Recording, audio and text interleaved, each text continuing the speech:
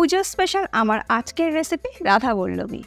আমরা অনেক সময় দোকান থেকে ইনস্ট্যান্ট রাধাবল্লভী পাউডার কিনে নিয়ে এসে রাধাবল্লভী বানিয়ে থাকি।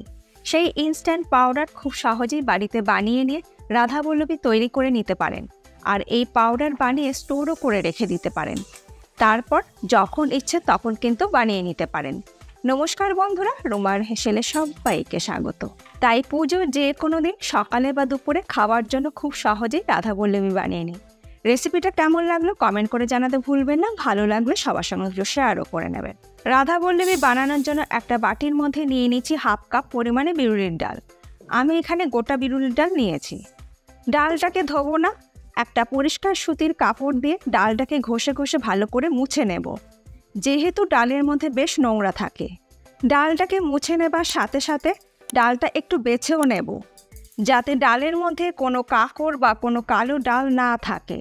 ডালটাকে ভালো করে মুছে আর বেছে নেবার পর ঢেলে নিচ্ছি বাটির মধ্যে। এরপরে এই ডালটাকে ড্রাই রোস্ট করে নেব। গ্যাসের ফ্লেম লো টু মিডিয়ামে করে দিয়ে মিনিট 3 ডালটাকে ড্রাই রোস্ট করে নেব। মিনিট 3 ডালটাকে শুকনো খোলায় ভেজে নেবার পর এর মধ্যে দিয়ে দেবো 1 টেবিল স্পুন গোটা মৌরি। এবার এই ডাল আর গোটা মৌরি একসাথে ভেজে নেব।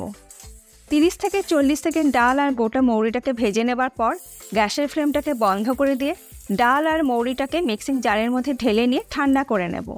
ডাল আর মৌরিটা ঠান্ডা হতে হতে রাধাবল্লভীর জন্য আমি ময়দা মেখে নেব। তার জন্য একটা বাটির মধ্যে আমি নিয়ে নিলাম 200 গ্রাম পরিমাণে ময়দা। ময়দার মধ্যে দিয়ে দিচ্ছি স্বাদ মতো নুন আর ময়দাটাকে ভালো করে মিশিয়ে নেব। নুন আর ময়দা ভালো করে মিশিয়ে নেবার পর ময়ামের জন্য দিয়ে দিচ্ছি 2 টেবিল স্পুন সাদা তেল দিয়ে আবারও ময়দার সাথে ভালো করে মিশিয়ে নেব। আপনারা কিন্তু আপনাদের প্রয়োজন মতন ময়দা নিয়ে নেবেন। ময়াম ভালো করে দিয়ে নেবার পর অল্প অল্প জল দিয়ে ময়দাটাকে ভালো করে মেখে নেব। লুচি পরোটার জন্য আমরা যেরকম ডো তৈরি করি ঠিক সেই রকমই ডো আমি তৈরি করে নেব। ডোটা কিন্তু খুব বেশি শক্তও হবে না, আবার নরমও হবে না। ময়দাটা আমার ভালো করে মেখে নেওয়া হয়ে গেছে। এবার ঢাকা দিয়ে 10 মিনিট এটাকে আমি রেস্টে রেখে দেব। অপরদিকে ড্রাই রোস্ট করে নেওয়া ডাল আর মৌরিটাও ঠান্ডা হয়ে গেছে। মিক্সিং জারের মধ্যে আমি দিয়ে দিচ্ছি হাফ টিস্পুন হিং, শুকনো আদার গুঁড়ো আমি দিয়ে দিলাম 1 টিস্পুন, ঝাল লঙ্কার গুঁড়ো দিয়ে দিলাম 1 টিস্পুন, নুন দিয়ে দিচ্ছি হাফ টিস্পুন, চিনি দিয়ে দিলাম 1 টিস্পুন। চিনিটা কিন্তু মাস্ট, চিনি না দিলে স্বাদ কিন্তু ভালো হবে না। এবার সব কিছু একসাথে শুকনো গুঁড়ো করে নেব। আর দেখুন, আমি কিন্তু একদম মিহি গুঁড়ো করিনি, একটু দানা দানা আছে। ইনস্ট্যান্ট রাধাবল্লভীর মশলা একদম তৈরি। বাজার থেকে ইনস্ট্যান্ট রাধাবল্লভীর পাউডার না কিনে এইভাবে মশলা তৈরি করে স্টোর করে রাখতে পারেন, আর যখন ইচ্ছে তখন বানিয়ে নিতে পারেন। এরপর এই ইনস্ট্যান্ট তৈরি করা রাধাবল্লভীর পাউডারটা আমি ঢেলে নিচ্ছি একটা বাটির মধ্যে। তবে সম্পূর্ণটা আমি নিচ্ছি না, আমার এখন যতটুকু প্রয়োজন ততটুকুই আমি ঢেলে নিচ্ছি। এরপর এই পাউডারের মধ্যে ঢেলে দিচ্ছি জল। প্রয়োজন অনুযায়ী জল দিয়ে রাধাবল্লভীর মশলাটাকে মেখে নেব। আর একটু নরম করেই মাখতে হবে, তবে একদম পাতলা করে না। একটু নরম করে মাখলে কি হবে, কিছুক্ষণ পর এই ডালটা বেশ নরম হয়ে যাবে, আর যে ভিজে ভিজে ভাবটা থাকবে সেটা শুকিয়ে যাবে। তাই জলের মাপটা একটু বুঝে নিয়েই ব্যবহার করতে হবে।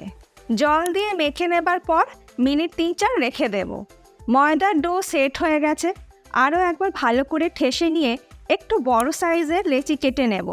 তবে আপনারা আপনাদের নিজেদের পছন্দ মতো সাইজের লেচি কেটে নিতে পারেন। আমি লুচির থেকে একটু বড় সাইজের লেচি কেটে নিচ্ছি। এবার আমি লেচির মধ্যে পুর ভরে নেব। হাতে অল্প পরিমাণে গুঁড়ো ময়দা মাখিয়ে নিয়ে 2 হাতে আঙুলের সাহায্যে একটা বাটির শেপ দিয়ে নেব।